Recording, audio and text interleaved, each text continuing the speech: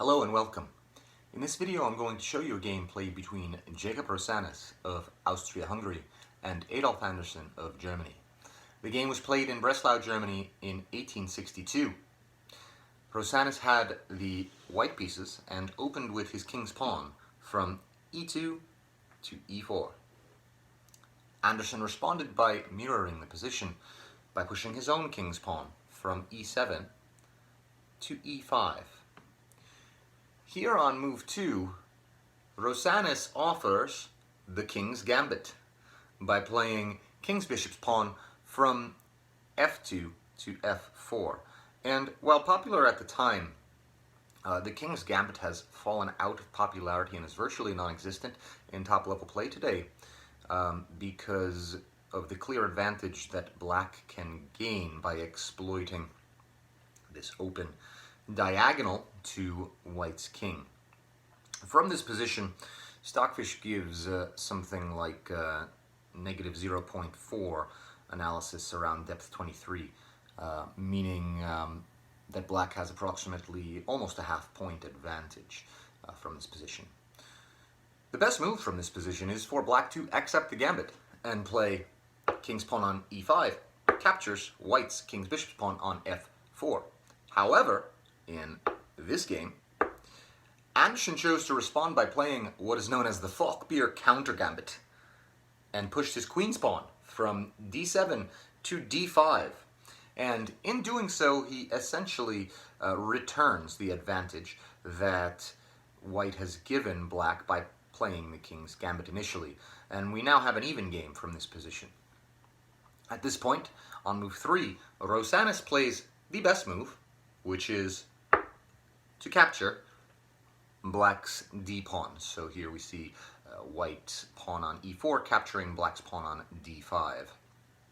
And at this point on move 3, the best move is still for black to capture white's f-pawn by playing pawn from e5 captures pawn on f4. However, in this game, Anderssen chose to push his e-pawn onto f4.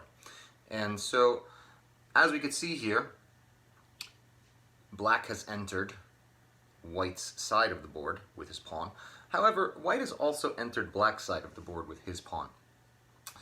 From this position, white now has a similar type of advantage that he had from the opening position, something like plus 0.3, maybe plus 0.5. That's the engine analysis. And from this position, the best move for white would be to tend to this imposing pawn by playing a move like d3, pawn from d2 to d3, queen's pawn up one square. This puts a threat on black's e-pawn on e4 and also opens the diagonal for development of the dark-squared bishop. So, serving two purposes. It's always good in your chess games and your chess moves to have each move try and serve more than one purpose. However, here on move 4, Rosanes chose a different move. He chose what's known as the Nxe4 variation of the Falkbeer Countergambit and chose to bring his bishop on move 4 from its home square of f1, his kingside bishop from f1, to b5, delivering check on the black king. With this move, engine analysis goes back to around even, with perhaps an infinitesimal advantage for black. The purpose of this move is essentially to provoke c6, black's queenside bishop's pawn from its home square of c7 to c6, in order to trade off this d-pawn and essentially maintain the one-point advantage, or the one-pawn advantage that white has. This is what happened in the game, and on move 4, Anderssen did push his c7 pawn to c6, and from here on move 5, we see Rosanes trade his d-pawn as planned with d captures on c6. From here at the time, it was customary for the b pawn to recapture, so queen's knight's pawn capture on c6. However, Anderssen chose to recapture with his knight in this game on move 5. So as we could see, black has 2 pawns down and white is only 1 pawn down. So white has a pawn advantage in material. However, according to an engine analysis, black does have a slight advantage in this position. Something like negative 0.2 is what the analysis gives from the engine. From this position, we see on move 6 some normal developing moves. Rosanes playing his queen's knight from home square of b1 to c3, and Anderssen playing on move 6 his own knight on the opposite side, kingside knight, from home square of g8 to f6. Now here on move 7, the best move for white is again to push the d-pawn. This time the best move would be to push the d-pawn 2 squares in order to develop the dark squared bishop. And while that's the best move, that is not the move that Rosanes chose.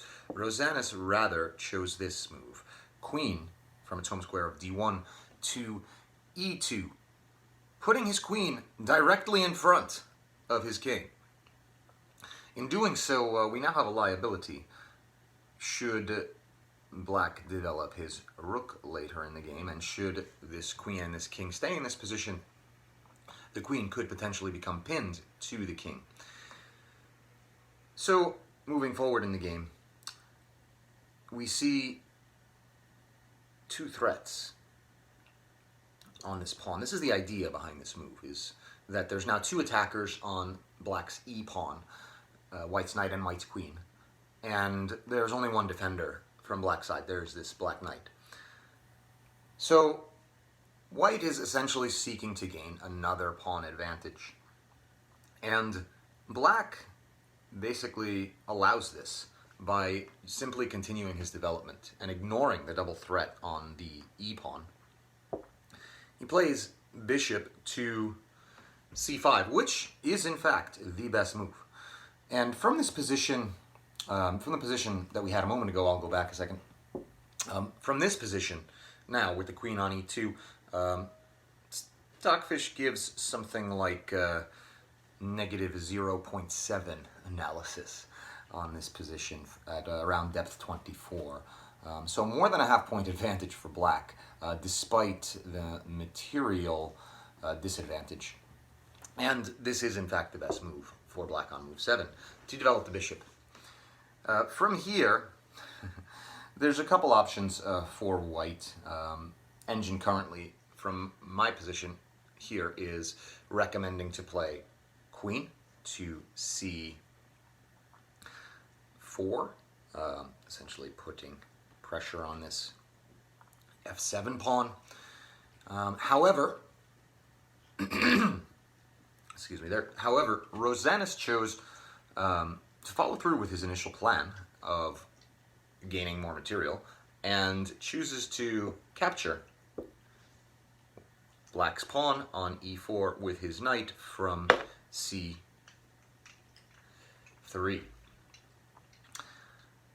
Anderssen continues by proceeding with his development, kingside castle.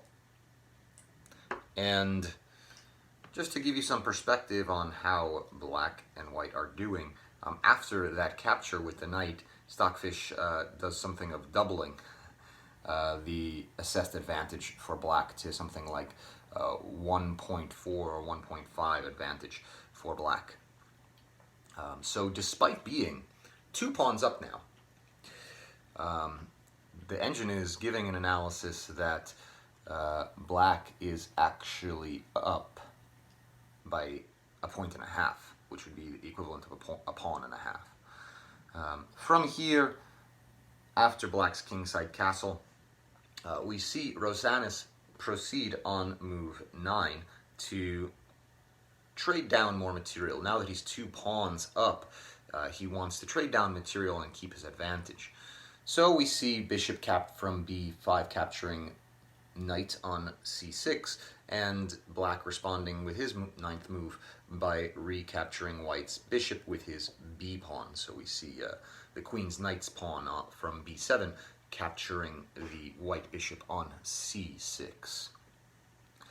We arrive now at move 10, and here on move 10, the best move for white would be actually to trade off knights and to play knight from e4 captures black's knight on f6, delivering check and forcing black to respond to the check by either recapturing the knight with the queen, the pawn, or moving his king, which probably recapturing with the queen would be best from that position, so as not to disturb the structural integrity of the kingside pawns, which are defending the king, and also to make the trade even, or keep an even trade, even exchange.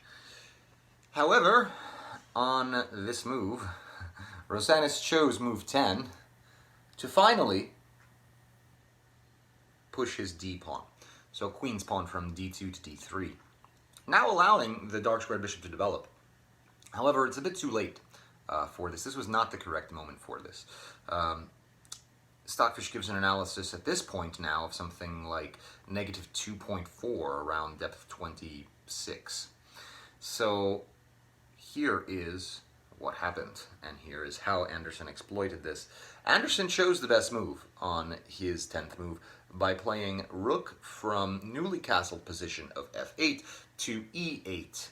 And we can see here now that the knight is now pinned to the queen. So this was the weakness that white had created earlier on move 7 by playing queen from home square of d1 to e2 and placing his queen directly in front of his king. So there are a few ways that white can get out of this pin. He can move the queen, he can move the king, and he could block if he could get another piece in between the two pieces. However, moving the queen would be moving the same piece twice, and even though we're past move 10, we are still in white's opening. He still has not managed to develop his minor pieces of his dark square bishop and his knight. And so Rosanes chooses to play here bishop to d2, which is in fact the best move.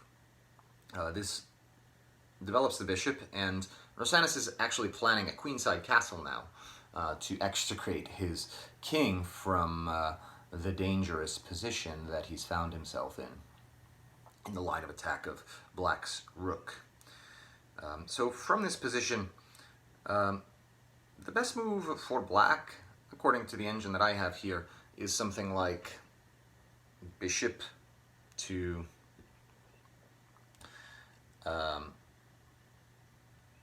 f5. He could also play something like bishop captures knight on g1 and force white to recapture with the rook, thereby preventing a kingside castle. However, on this move, Anderssen had a plan that he was following through with, and while not the best move, it is still a good move and does still maintain black's advantage. Anderssen chose to capture white's knight on e4 with his own knight from f6. So we see this trade. We then see white recapture with his white pawn from d3. So we see here on move 12, d captures knight on e4. We now have an interesting move from Anderssen. I liked this move when I saw it initially. Anderssen proceeds with queenside bishop from its home square of c8 to f5 into the line of attack of the pawn. However, the pawn cannot capture because it's pinned by the rook. And the queen here would fall should white capture black's bishop with his pawn. Black could then capture white's queen with his rook. So, in light of this, there are now two attackers on white's pawn on e4. One attacker being the bishop, the other attacker being the rook. And there's only one defender, being the queen here. And so Rosanes pushes his e-pawn forward one square to reduce the number of attackers to one. Now only the rook is attacking the e-pawn after pawn pushes from e4 to e5 on move 13. Here we see black on move 13 play a very strong move. Queen from its home square of d8 to b6. This creates a number of threats for white. First of all, the queen is attacking white's pawn on b2. Secondly, there is a battery between the queen and the bishop, which creates two attackers on white's knight on g1. And there is only one defender on this knight, and that being the rook here on its home square of h1. Thirdly, we still have a threat from the previous move, which is bishop capturing this pawn on c2. And Anderssen was wise in not capturing prematurely simply for material gain, but rather continuing his development so that he may create and spring a trap for white's underdeveloped position. From here, after queen from home square of d8 to b6, the next move I found a bit amusing because it seemed very dangerous to me. Rosanes chose a queenside castle, basically castling into the semi-open b file and the open d file. A better move would have been to play knight to c, or rather f3, developing his last undeveloped minor piece. However, Rosanes proceeded with his plan. I suppose he didn't want to change his plan of capturing. Sorry about that. Excuse me there. I'll put down these pieces. So we see a queenside castle. From this position, Stockfish goes from an analysis of negative 1.6 to something like negative 2.5. So we could see here that Rosanes' position is slowly becoming weaker. And at this point, Anderssen is able to deliver a series of checkmate threats in a row. The first of which being bishop from c5 to d4. We now see that the threat is checkmate by queen capturing on b2. So, Rosanes has to tend to this. And the best way to tend to this is, there's two ways you could tend to it. The first way would be to push the b-pawn, not one, but actually two squares, being that it would be defended by the bishop. So b4, pawn from b2 to b4.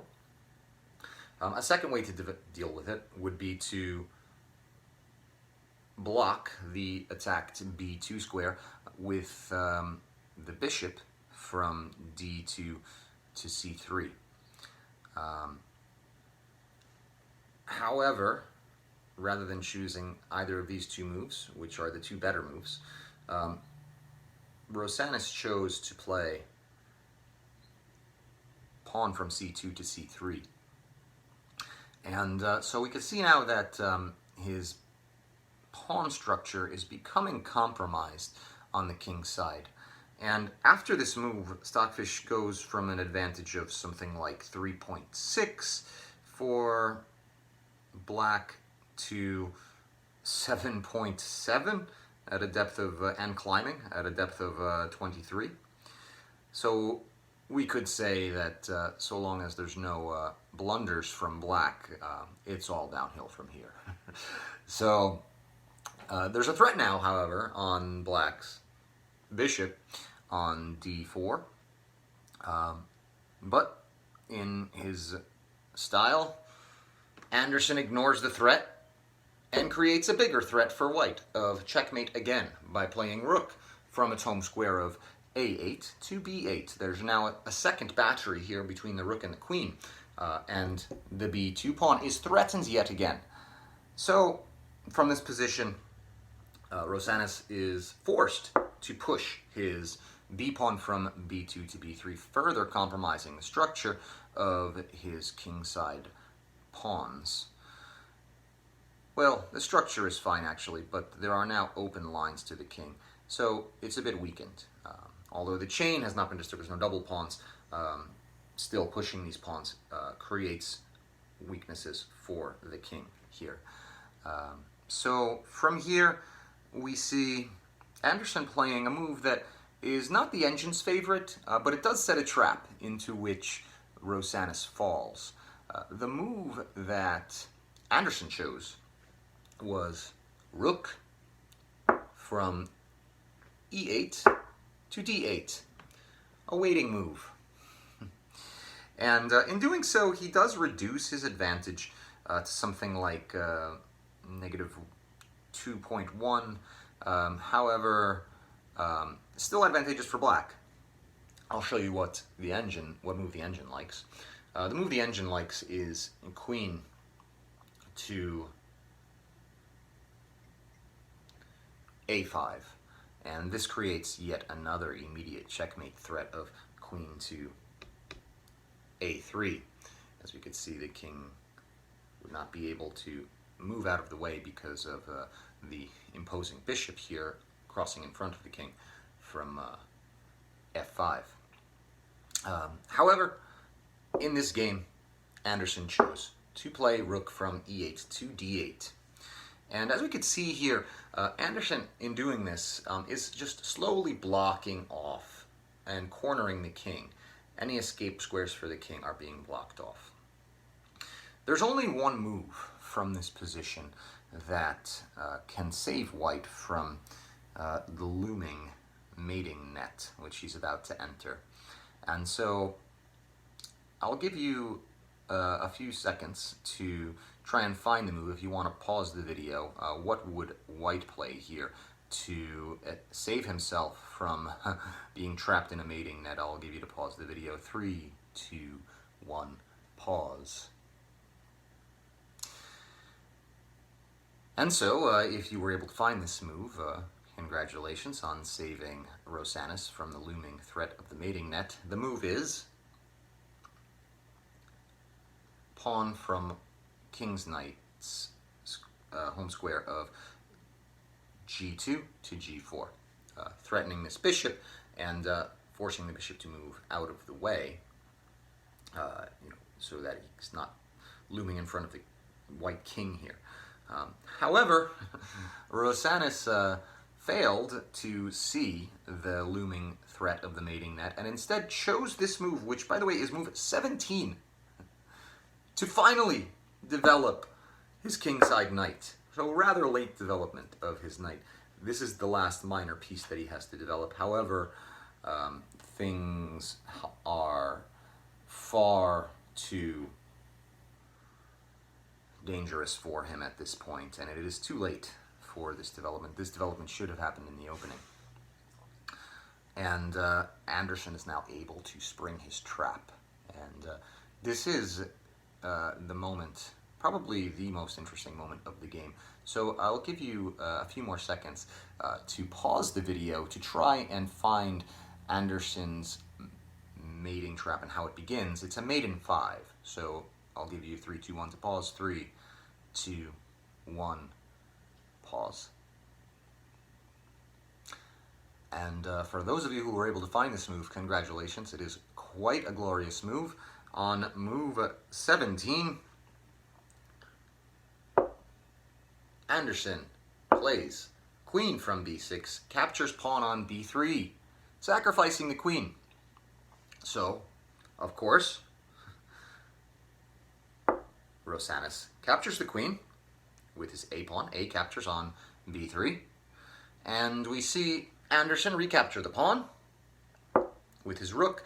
Rook from b8 captures on b3. So we have 2 pawns for a queen.